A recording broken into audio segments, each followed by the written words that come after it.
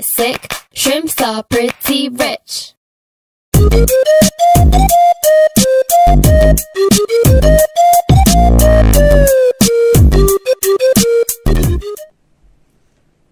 Hai, Assalamualaikum warahmatullahi wabarakatuh.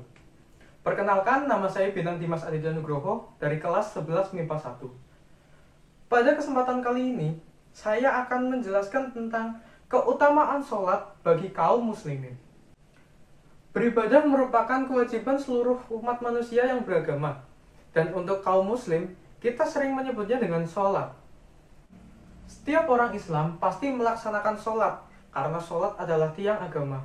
Mau dia miskin, kaya, pejabat, rakyat biasa, tukang servis AC, tukang servis motor, servis mobil, servis sepeda, jualan rames, dan lain-lain, pasti melaksanakan sholat, karena itu adalah ibadah dan kewajiban kita.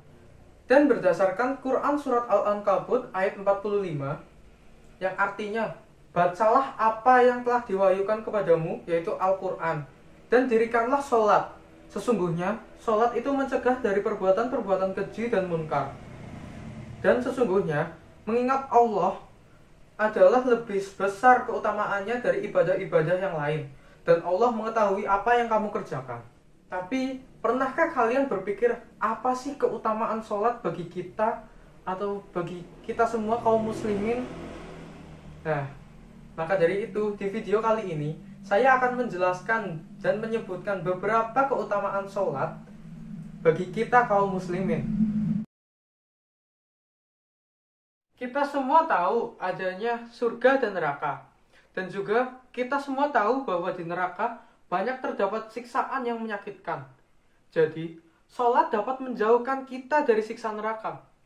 Berdasarkan hadis riwayat Muslim, Rasulullah SAW pernah bersabda bahwa tidak akan masuk neraka seseorang yang menjalankan sholat sebelum terbit dan sebelum terbenamnya matahari. Lalu, keutamaan sholat yang kedua. Kita semua pasti pernah berbuat dosa, ya kan? Karena kita semua adalah manusia, tempatnya berbuat salah dan dosa. Seperti mungkin kalian pernah mencuri jambu milik tetangga kalian, atau mungkin pernah menukar sandal waktu selesai Jumatan, atau mungkin pernah mencuri hati seseorang. Nah, jadi sholat itu dapat menghapuskan dosa. Berdasarkan Abu Hurairah, bahwa Rasulullah SAW pernah bersabda, sholat 5 waktu, sholat Jumat ke sholat Jumat berikutnya adalah penggugur dosa di antara keduanya selama dosa-dosa besar ditinggalkan. Hadis riwayat Muslim. Keutamaan sholat yang ketiga. Siapa sih yang gak mau ditingkatkan derajatnya oleh Allah Subhanahu wa Ta'ala? Pasti kita semua inginkan derajatnya ditingkatkan oleh Allah Subhanahu wa Ta'ala. Nah, itu juga keutamaan sholat. Dengan sholat, Allah dapat meninggikan derajat kita seperti apa yang disabdakan Rasulullah. Rasulullah SAW pernah bersabda, perbanyaklah sujud kepada Allah, karena sesungguhnya tidaklah engkau bersujud 1 kali, melainkan Allah akan mengangkat derajatmu dan menghapus kesalahanmu. Hadis riwayat Muslim. Keutamaan sholat yang keempat. Sholat adalah amal paling utama setelah syahadat.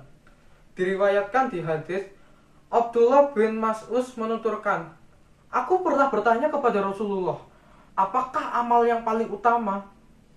Beliau menjawab, yang artinya, sholat tepat pada waktunya.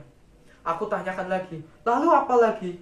Beliau menjawab, berbakti kepada kedua orang tua. Lalu aku tanyakan lagi, kemudian apa lagi? Beliau menjawab, jihad di jalan Allah. Hadis riwayat Bukhari dan Muslim. Keutamaan sholat yang kelima.